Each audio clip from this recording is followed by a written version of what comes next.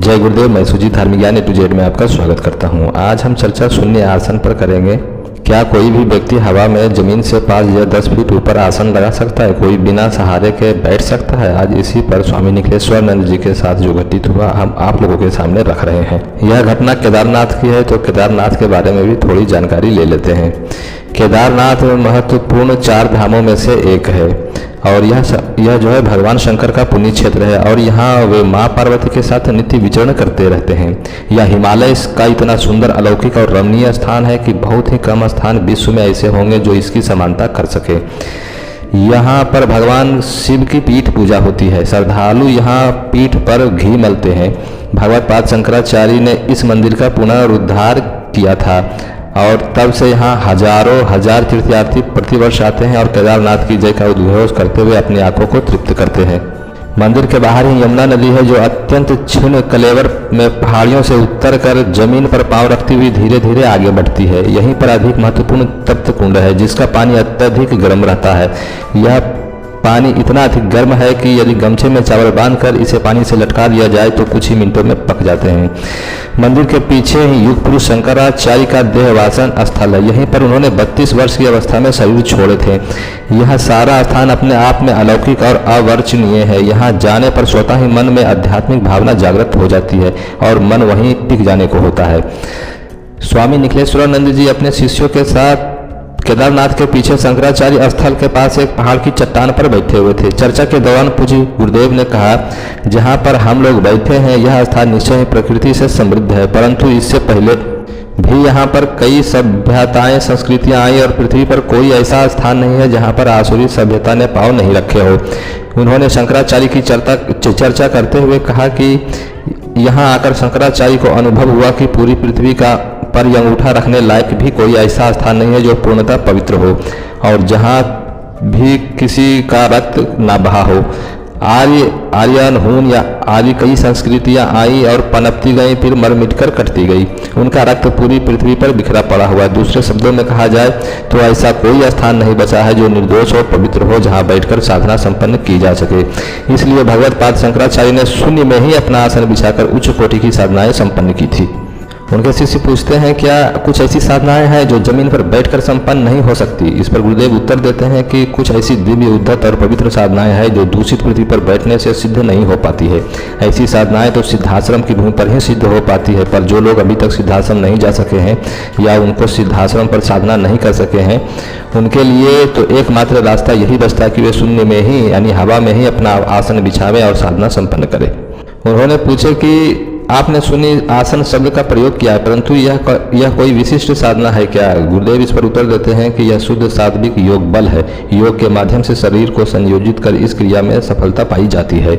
फिर अपने कथन को स्पष्ट करते हुए उन्होंने बताया कि गर्मी पाकर कोई भी पदार्थ ऊपर की ओर उठता है। यदि गुब्बारे में ही हीलियम गैस भरी जाए तो जो कि ऑक्सीजन से हल्की होती है, उसे छोड़ दिया जाए तो वह गुब्बारा ऊपर की ओर उठेगा। यदि बड़े गुब्बारे के साथ किसी मनुष्य को भी बांध दिया जाए तो वह मनुष्य भी हवा के साथ गुब्बारे के साथ ही उठ जाएगा।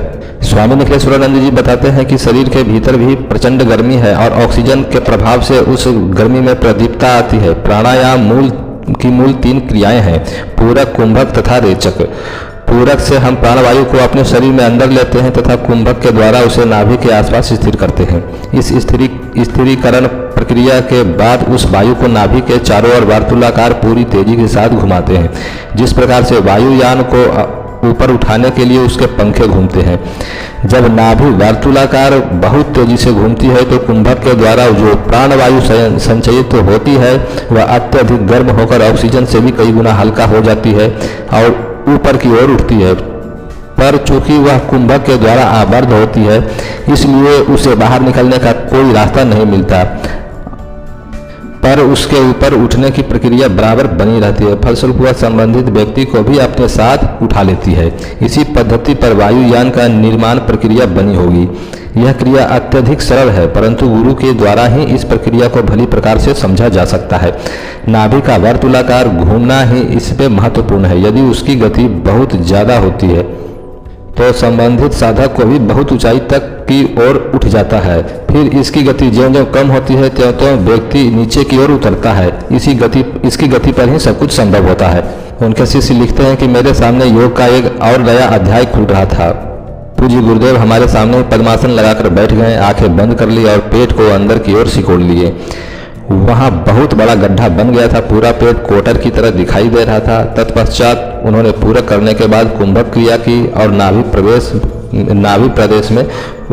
प्रवेश को वर्तुलाकार घुमाना प्रारंभ किया। हम सब देख रहे थे नाभि के पास जो गोला है जो नाड़ियों का गुच्छा समूह होता है, वह नाभि के चारों ओर तेजी से घूम रहा था। कुछ क्षण वह गुच्छा समूह तेजी पकड़ता गया। हमने आश्चर्य के साथ देखा कि पूज्य गुरुदेव का सारा शरीर धीरे धीरे उस चट्टान से ऊपर उठ रहा है। लगभग गुरुदेव 5 फुट तक ऊपर उठे और फिर उन्होंने अपनी आंखें खोल दी। गुरुदेव बोले, मैं इस वार्तुल को स्थिर कर दिया है, अब यह इसी गति पर बराबर घूमता रहेगा। इसके घूमने का प्रभाव मुझ पर कुछ नहीं है। अब मैं स्वतंत्र हूँ और यह गुच्छा समूह वर्तुलाकार रूप में अपना काम कर रहा है और मैं चाहूँ तो अपनी किसी भी साधना में अब बैठ सकता हूँ। वे आगे लिखते हैं कि हमने देखा कि पूज्य गुरुदेव सहज स्वाभाविक रूप से हमसे बातचीत कर रहे हैं। उन्हें वहाँ स्थिर होने में किसी प्रकार का अतिरिक्त परिश्रम करना नहीं पड़ रहा है। वे अत्यंत ही स्वाभाविक थे। 10 मिनट लगभग वे वहीं शून्य में स्थिर रहे। ऐसा लग रहा था जैसे वहाँ आसन बिछा दिया हो और उस पर वे बैठ गए हैं। गुरुदेव ने कहा, यह शून्य आसन है और योगियों के लिए यही आसन सर्वाधिक उपयुक्त है। ऐसे आसन पर बैठकर ब्रह्म से संबंधित साधनाएं या अन्य कई दिव्य साधनाएं संपन्न की जा सकती है। इसके बाद जब उन्होंने योग का शिक्षण प्रारंभ किए तो इस क्रिया पद्धति को हमें भी सिखाया और हमने भी देखा कि यह आसन ज़्यादा अनुकूल है और सुखदायक है। समाज की विसंगतियों का यहाँ पर कोई प्रभाव नहीं पड़ता है। पृथ्वी की दूषित प्रभाव यहाँ कहीं भी नहीं है। वास्तव में ही यह आसन किसी भी प्रकार की साधना के लिए उपयुक्त है। तो यह था शून्य आसन से संबंधित जानकारी जो स्वामी निखिलेश्वरानंद जी के ग्रंथ में दिया गया है। अगर यह जानकारी आप लोगों को अच्छी लगी हो तो चैनल सब्सक्राइब करें, वीडियो लाइक शेयर जरूर करें। अंत तक देखने के लिए धन्यवाद।